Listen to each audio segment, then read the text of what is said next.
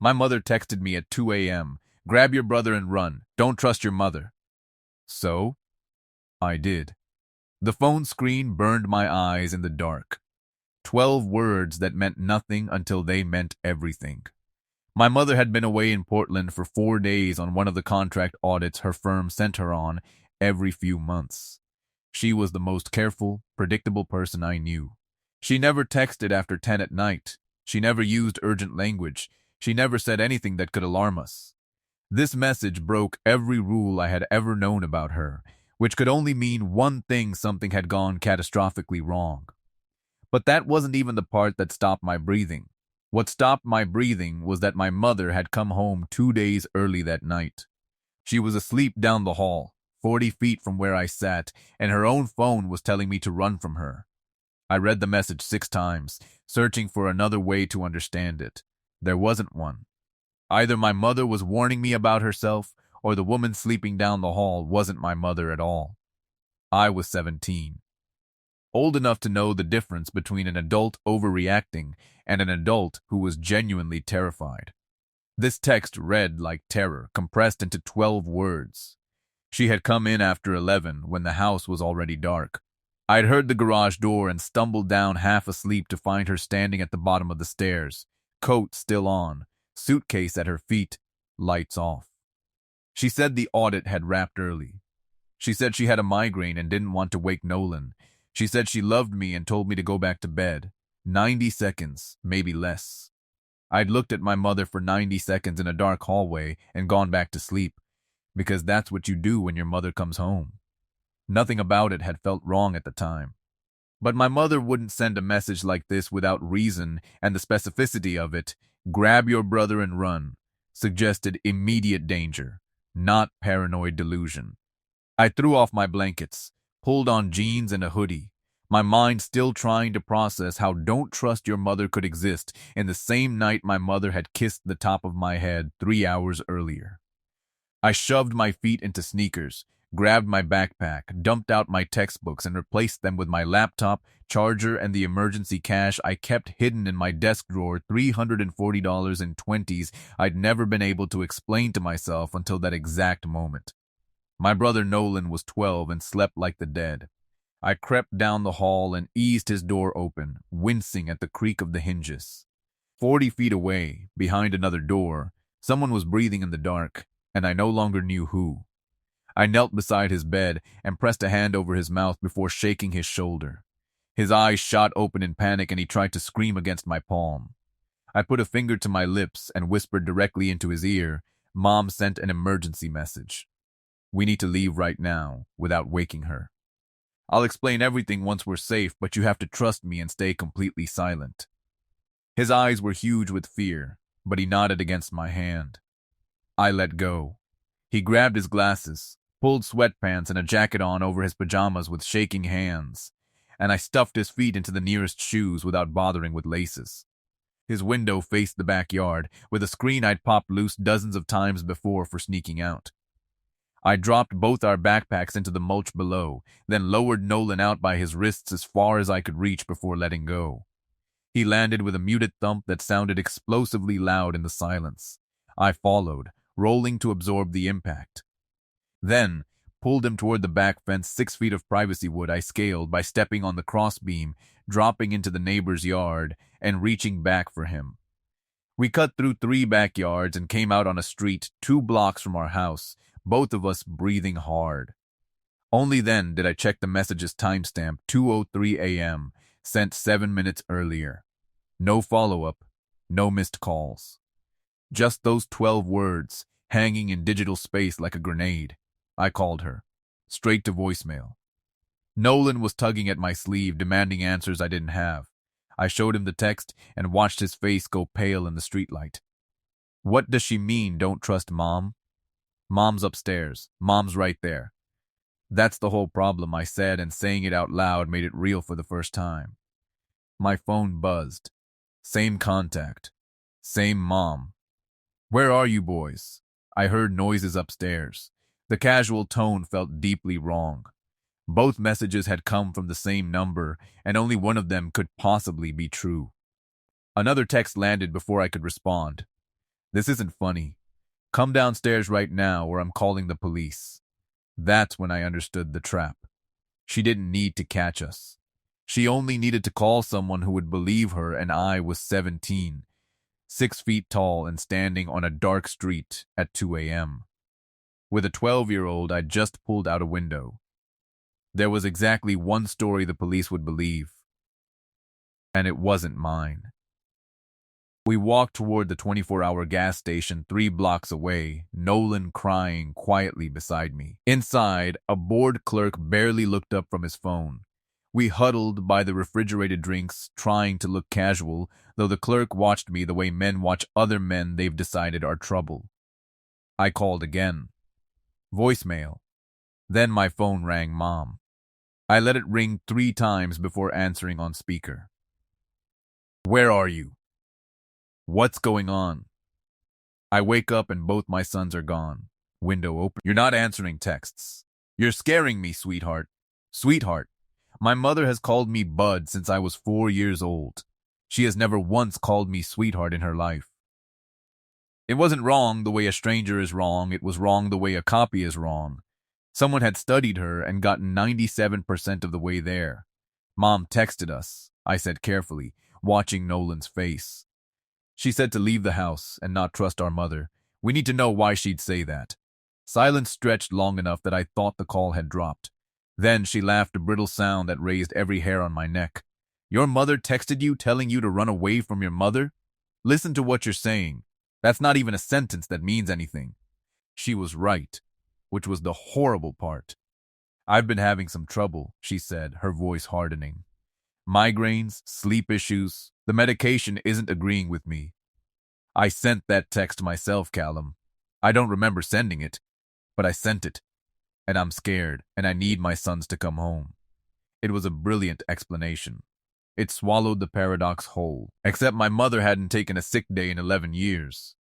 Except the phone that supposedly sent the text had gone to voicemail 4 minutes earlier while she was talking to me on it. I looked at Nolan and watched a 12-year-old do the same math I just had. I want to talk to Mom first, I said. What? Her voice stopped completely. I want to hear from her that she's okay. Then we'll come home. I heard movement footsteps, car keys jingling. Our car keys. Fine. Stay where you are and I'll come get you. Where are you exactly? Every instinct screamed not to answer. We're at a friend's house. We'll come home when we've talked to Mom. I hung up and powered off my phone, suddenly paranoid about tracking. Nolan did the same without being asked. Then he grabbed my arm, pointing back the way we'd come. A car crawled down the street, headlights off, searching. Even 2 blocks away, I recognized the gray SUV, our SUV, dented in the rear quarter panel from when I'd learned to park it. She was hunting us in the car my mother had taught me to drive. We ducked behind a parked truck and watched it pass. Her face, lit by her phone screen, wasn't worried. It was cold and calculating. And the part nobody believes when I tell this story, she still looked exactly like my mother. We ran the opposite direction, staying low behind parked cars, until we reached a bus shelter. I powered my phone back on. It exploded with messages, most from Mom. Increasingly frantic, but one was from an unknown number. This is Special Agent Grant Reyes with the FBI. Your mother asked me to contact you if anything happened to her. Call this number immediately from a secure line. Do not go home. Do not trust local police. I read it 3 times before my brain accepted it. I called from the gas station's payphone. This is Agent Reyes. Who am I speaking with? Callum Ashford. My mother is Renata Ashford. She texted us to leave the house and not trust our mother. There's a woman in our house who says she's her. Keyboard clicks. A pause. Callum, listen. And don't interrupt. Your mother has been cooperating with a federal investigation for 3 months. She was contracted to audit a hospital network's billing and found phantom patients procedures that never happened. Roughly $400 million routed through shell medical suppliers over 6 years into an organization that does not tolerate audits. Tonight, our surveillance team lost contact with her in Portland. Her last communication was sending you that text before her phone went dark. Mom wasn't having a breakdown. She was a witness.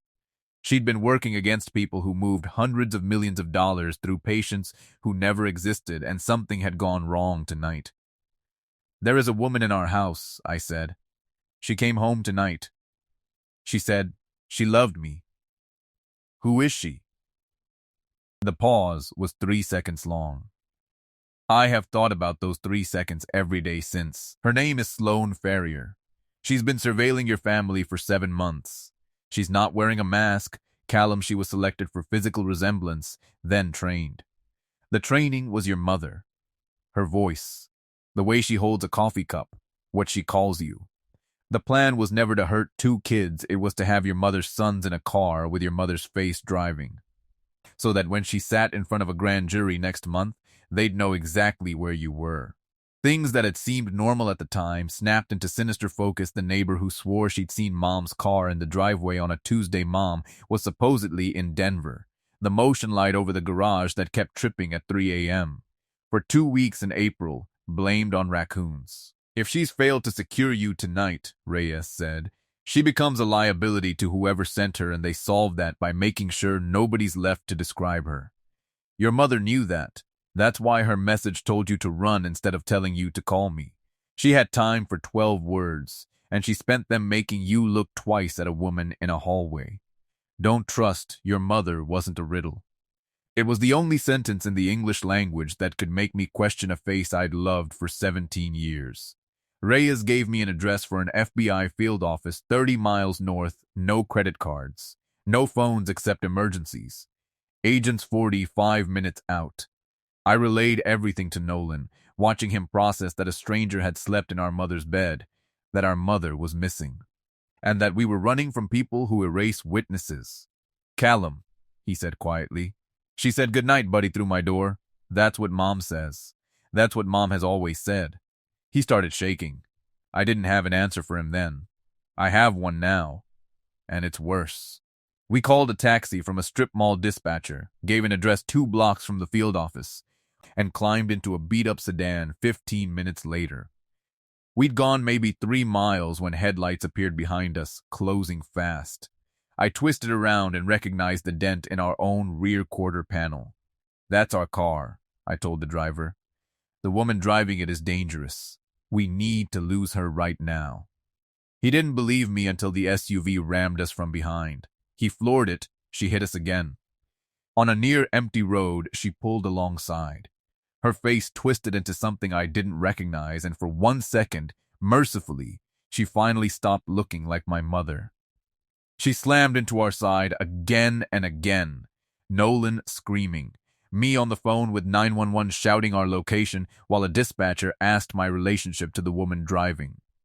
"She's my mother," I heard myself say, because there was no other word available at 60 miles an hour.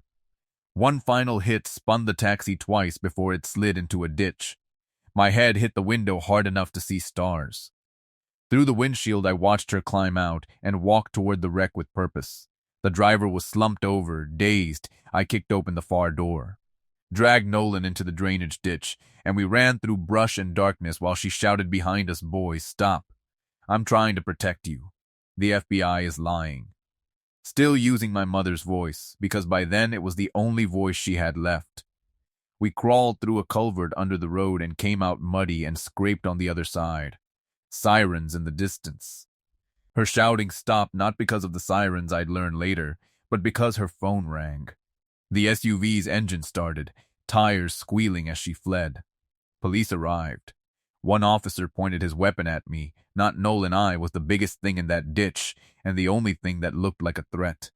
I got on my knees in the mud, fingers laced behind my head, and explained everything in a rush while Nolan cried 30 feet away, not allowed to come to me. The officer's skepticism broke the moment I said Special Agent Grant Reyes and showed him the text. 20 minutes later, black SUVs arrived. Federal agents, blankets, Agent Reyes himself, a man in his 40s who looked like he'd stopped being surprised by anything years ago. "Your mother is alive," he said immediately. Something in my chest unclenched. She was attacked in her hotel room tonight but fought off her assailant and escaped through a service stairwell. She's in protective custody, asking about you both. She got to a stranger's phone in a parking garage and had 40 seconds and she spent them on you. Where's the woman? Did you arrest her? She fled before local police could detain her. Warrants are out for attempted murder, kidnapping, conspiracy, aggravated identity theft, and a dozen other charges. Every agency in the state is looking for her, but she's proven very good at being other people. They took our statements separately. Mom arrived around dawn, looking worse than I'd ever seen her bruised face, arm in a sling, moving like her ribs hurt. When she saw us, she broke down completely, pulling us into a hug that made Nolan sob into her chest. I'm so sorry, she kept saying. I thought I could handle it quietly. I thought I could protect you. Then she held my face in both hands and said, You looked twice. That's all I had. I needed you to look twice. The full story came out over the next few hours. She'd found the fraud 4 months earlier, buried in reconciliation files nobody was supposed to open. She'd gone to the FBI instead of her client and spent 3 months quietly copying records while pretending everything was normal. That night, the organization learned of her cooperation through a leak and moved on both fronts at once. They'd been planning it for 7 months.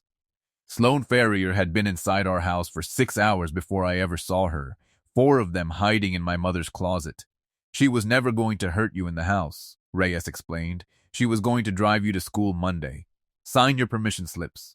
Be your mother for as long as it took Renata to decide testifying wasn't worth the cost.